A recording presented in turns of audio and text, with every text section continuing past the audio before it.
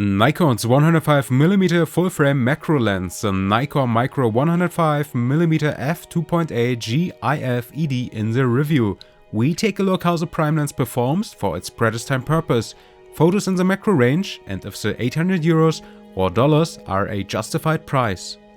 As usual, we start with a quick unboxing and see what Nikon put in the box. What I have to mention is that I only paid €650 because of the Black Friday in 2019.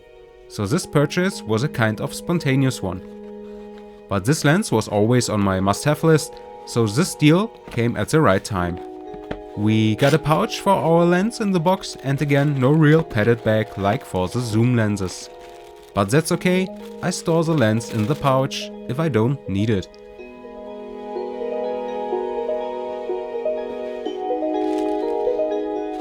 Next is the lens itself, well and secure packed.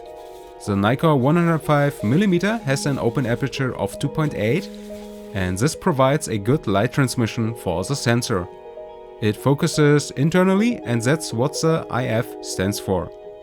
The lens has an overall of 14 lenses and one of them is a extra low dispersion lens, ED in short, to minimize color aberrations and of course the nano crystal coating for a well protected glass surface. And before I forgot this, there's of course a lens hood included, but I discovered it after recording.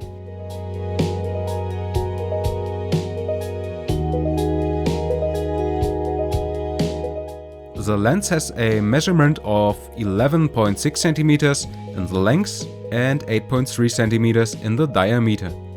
For the material fetishists, there is to mention that the focus ring and bayonet part are made of metal and the middle part is made out of plastic. With its weight of 750 grams, the handling and feel of this lens is great, and compared to the Tokina 100mm macro, it is a heavyweight. For filters, you need one with a diameter of 62mm. We have 3 switches on the barrel, a switch for manual and autofocus. Then the focus limiter switch to have a more comfortable autofocus when you are working not in the macro range. And the VR switch to turn on and off the vibration reduction.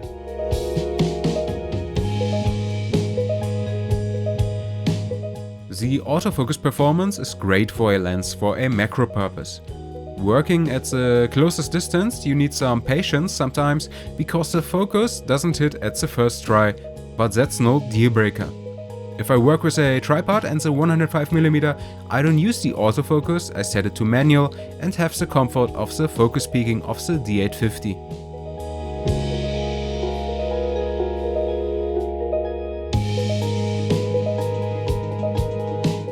A macro lens is a bit special with its aperture values, because the closer you get, the smaller the aperture. That means the open aperture of 2.8 is only provided till a distance over 3 meters to the subject. Everything under that will close the aperture to f3. Under 80 centimeters distance, the lens sets to f3.2 and at 50 centimeters you're at 3.3. So the aperture is getting smaller and smaller till you are at the closest focus distance where one must work with an open aperture of 4.8. But the depth of field what you reach with this value is ridiculously small. So there's no disappointment in my eyes when you don't get the f2.8 at 31 centimeters, because this open aperture would be quite too artistically. It is important to demonstrate the depth of field of this lens. If you really want to go for macro photography with this lens, you need a lot of light and a reliable tripod, because you need high f-stops. But it's possible to turn up the lens to a value of f40 and get a useful image with just one shot. The diffraction blur is acceptable in this case. For more, you should take a look in my comparison video where the lens has to rival the Tokina ATX M100 f2.8 Pro D. During my preparations for this video, I discovered the article from January 2020 of photographylife.com, where the author describes that the most of the f-mount lenses are no good combination for the D850, respectively the Z7, because both have a sensor resolution of over 36 megapixels. This may be true in the statistics or in numbers as MTF charts or whatever kind of measure. So the 105mm micro is, according to the recommendations, no good partner with the D850 because it is unable to resolve past 36 megapixels. This is a quick example that this is not necessarily true. On the right is the shot with the D850 and on the left the one from the D750. By the way, this is a carbon handle of a folding knife.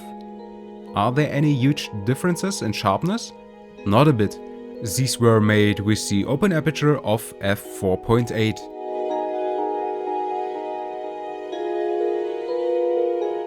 And now with f18. Still no difference. Just in the white point and the light position has a bit changed, what explains different shadows. So in my eyes there's nothing to be worried about when one uses this lens on a camera with over 36 megapixels. The other magic word is focus stacking. With this workflow you get the best results, but this is of course the way with the highest effort. What you get is the best sharpness combined with a very smooth bokeh, because you can work with a relatively low aperture and have the highest center sharpness. Thankfully, it's an official Nikon lens. You can use the focus stacking function on the D850, which of course increases the comfort once again. After the recording is done, you put the images together in Photoshop and get a really crisp motif with a wonderful sharpness which goes gently over into the blurred area.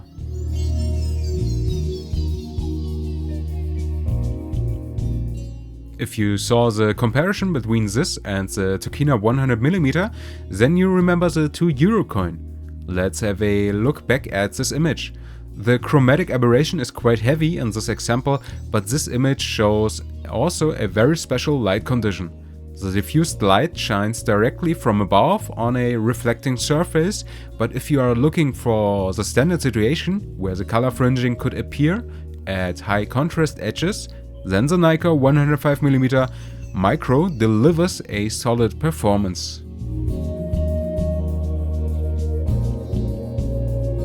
Vignetting is no big deal at this lens, it is almost gone at f4, and when the focus works at infinity and at f8, the whole vignetting is negligible. And no surprise at the distortion performance, with a focal length of 105mm you get no perceptible distortions.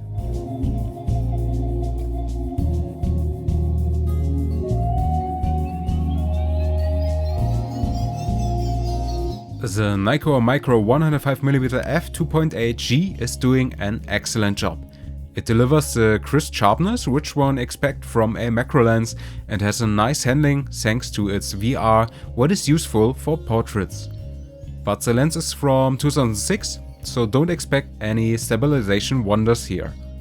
What I can add is that the lens does also a great job with the teleconverter 20E in the 3rd generation. With this combination you get a focal length of 210mm. The autofocus becomes slower and the open aperture is also getting smaller, but all in all this is a useful setup to get closer to the subject.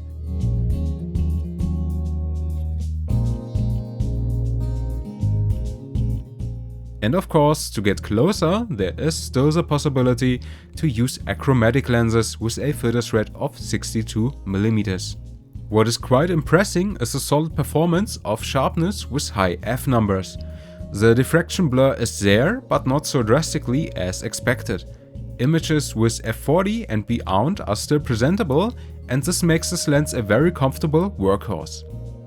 I am satisfied of the 105mm macro lens and would recommend it if you want to dive into the field of macro photography. What you get for the $800 is a well-rounded deal and delivers a reliable, sharp and comfortable prime lens. We arrived at the end and I hope you enjoyed this review. You can leave a thumb up or even a subscription, and for more visit the Lightcolorshadow.com for photography topics and reviews. Thank you for taking time to watch and I hope I see you in one of my next videos. Until then, good light for you and until next time. Bye bye.